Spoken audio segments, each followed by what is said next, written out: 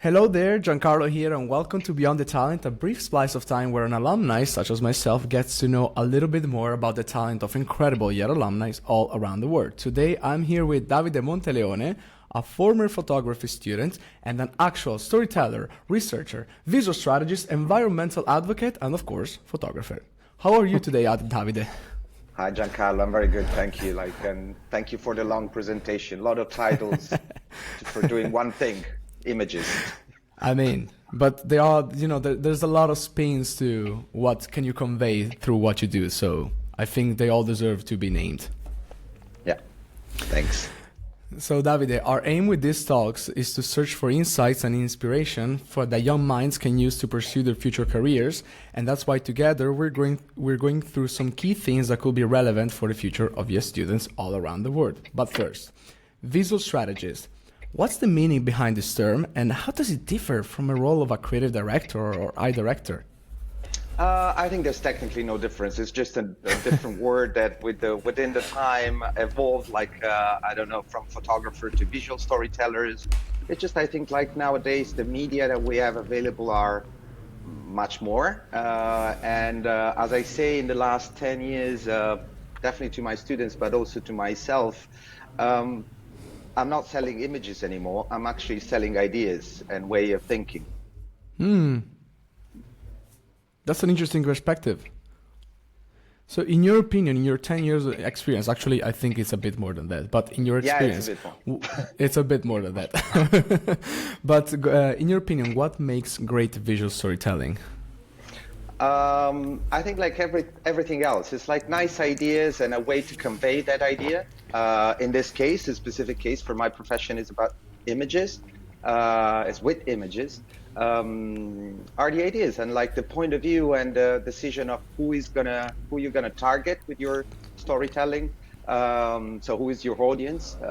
Who you want to reach to, and and definitely a little bit of aesthetic, but that's obvious. Yeah, I mean, we take it for granted, but it shouldn't be. Yeah. Yeah. Going back to your IED years, so we're going to switch back and forth between, your IED self and your current self. Going back to your IED years, before everything started, how has your education at IED influenced your current approach in your many jobs? Well, that was, as you say, like it was many years ago. It was actually probably 20 and something years ago. So I was a different person. I was a younger person, like a younger version of myself, with more or less the same goal, but definitely with less experience, and also living in a historical context where images were used in a different way. So the education that I had was based on the historical time of the moment. There was still analogic process. We did a lot of like dark rooms and printing and stuff like that, which is like very limited nowadays, at least.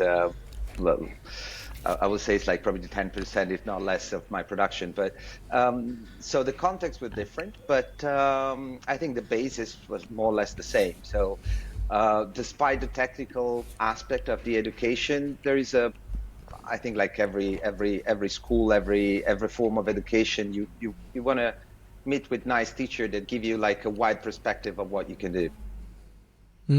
Yeah, I think it's relevant to this day. Things in that way, things are not that different right now. So no. You'll be pleased to know that actually dark room included, because the people do a lot of dark rooms in IED as well right now. They take analog photography. Yeah, I mean, it's getting, at least in Milano, I can tell you. I don't know where you're staying right now in the world right now. I don't know where you're living right now, but in Milano, it's getting a revamp. Yeah. Okay. Well, that's nice. That's good to know. I'm in Milan, by the way. Now. Oh, you're in Milan. Now. Okay. So you might feel it or you might not feel it, and you know it better than me. The only reason why not a lot of people are getting more into analog photography is because, as you know better than anyone, it's expensive. So that's the reason why people are kind of iffy. And sometimes it's not even requested by clients or. And sometimes it's not requested. Yeah. Yeah. Yeah. So what's a technical or theoretical habit that you picked up during your time at IED that hasn't left your routine to this day? Little trick, a little organization thing.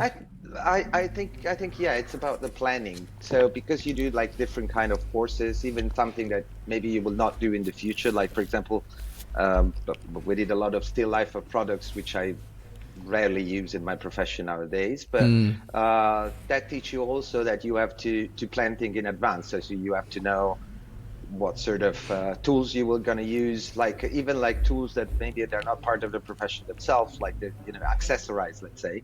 And so it gives you the ability to think a little bit more wider about like what you need, what you may expect from a certain shooting or situation, whatever it's going to be, like a still life, a portrait, or like a landscape.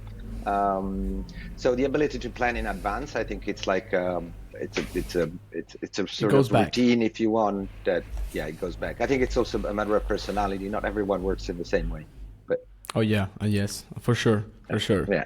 So it's safe to say that you've had your fair share of the world's beauty. It's also safe to say that you live the world's beauty.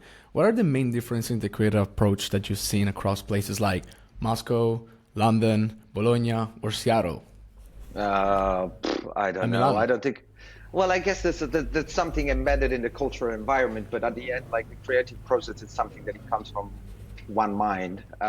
Even though this mind is influenced by the context where he lives, the company that he has, and so on and so on. So um, I'm not really sure that there is a like a huge difference in the such a globalized world about like creativity process. But of course, different culture experience and different background makes you think in different ways. So I mean, I'm pretty sure that the way I see things is different from someone in India, or someone in South America, or someone in, I don't know, Central Africa, and so on and so on. So and I think what is good now is that there is like sort of like more embracing of like diversity of vision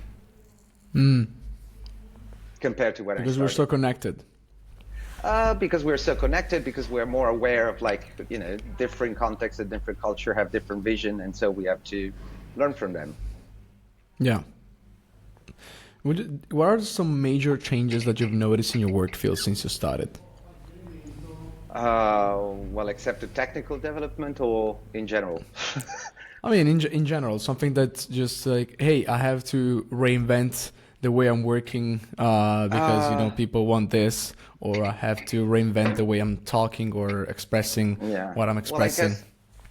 guess I guess definitely the technological process is one of the things. I mean, like as I say, like we shifted from analog to digital, then now we're like approaching the AI generative production. And that's one thing. And then the market also changed. I mean, like like the editorial market, which is the one I started with. It's like there's been a like during a time of crisis, so adaptation, um, the social platform, the internet. I mean, like there's really a lot of things. So you have really to. It's a learning curve every day. Like even after 25 years, you cannot keep doing the same thing. You have to evolve. You probably try different experiment, like maybe you move from still photography to video as well. Maybe you include other kind of like medium, like data, like I do, like mapping, or that's why the research part is in there in my description or titles, as you want to say. Well, you talked about technology, so I'm gonna ask you. I'm gonna give you a hot take.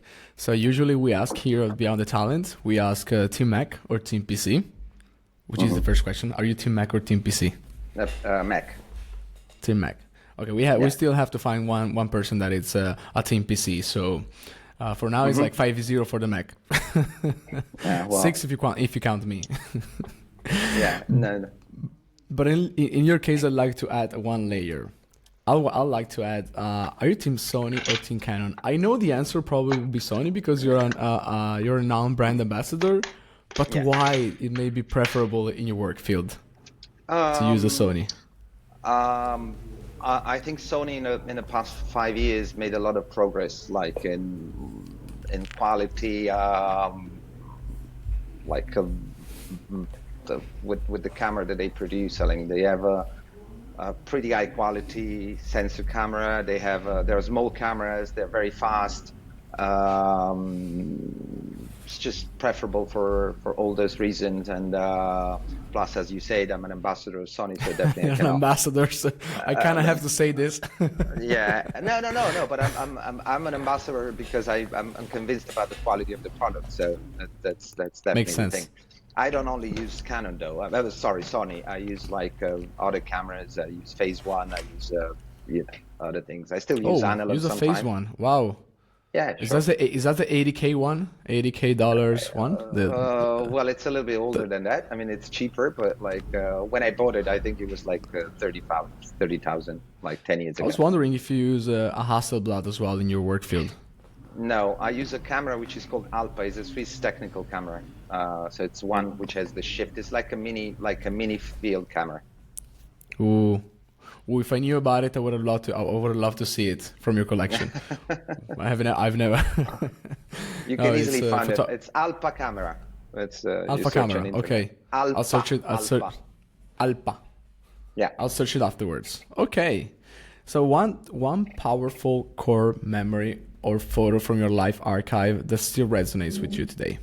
Because at the time you're also collaborating with National Geographic, which I think is so Yeah. cool, by the way.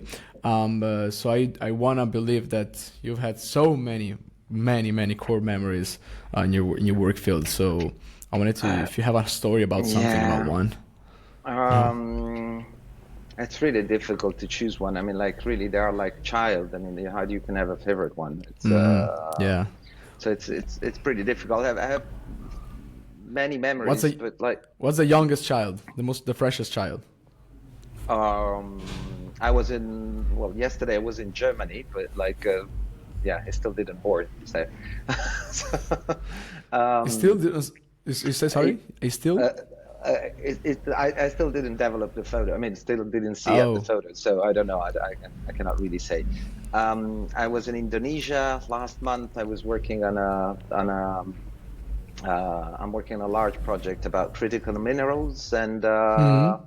jungles. Jungles was really Mm. touching to me. I mean, like it was pretty impressive to be like in a luscious jungle in Indonesia, and at the same time seeing like what is happening to this jungle because of the mining of nickel. Um, but I mean, like photography or visual storytelling, as you prefer. It's also this. It's also the part of the job that um, allow me to have like several multiple different kind of experience in different contexts, different people, meeting different people.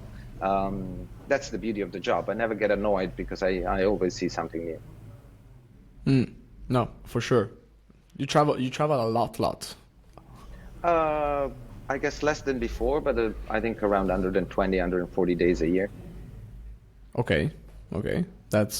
Is there a country that still resonates with you right now? Well, Some. definitely Russia because I lived there for 15 years, so it's like a kind of my second home in a way. I don't go since I haven't been there since the past maybe 2 years since the war started, but it's still definitely a place where I'm still very very attached to. Okay. So before I asked you, what do you think were some major changes that you noticed in your work field, but what do you think will be the next challenges in your work field? Uh, well, I Apart guess from like people not apart from people not being able to recognize a real picture from AI, which is creepy, but well, I think that will be easily resolved, but okay. yeah, the same way as you have software to check to create an AI images, you will have software to disclose what they Okay. really are. So I don't think this is going to be a big problem. Actually, I think AI, especially in my field of work, we finally uh,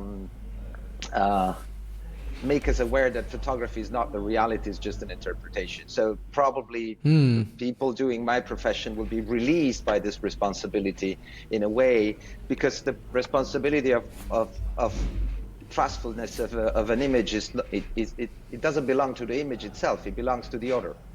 So we will shift Hmm. that responsibility back to the person, which is where it belongs, and the other will be responsible for lying or not lying.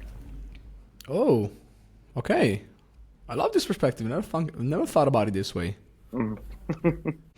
So, if you were to meet your past self, and by your past self, I mean the Davide from the university time, the yet time, what's one advice that you will give him, and one thing that you will purposely omit to grow as the versatile person you are today?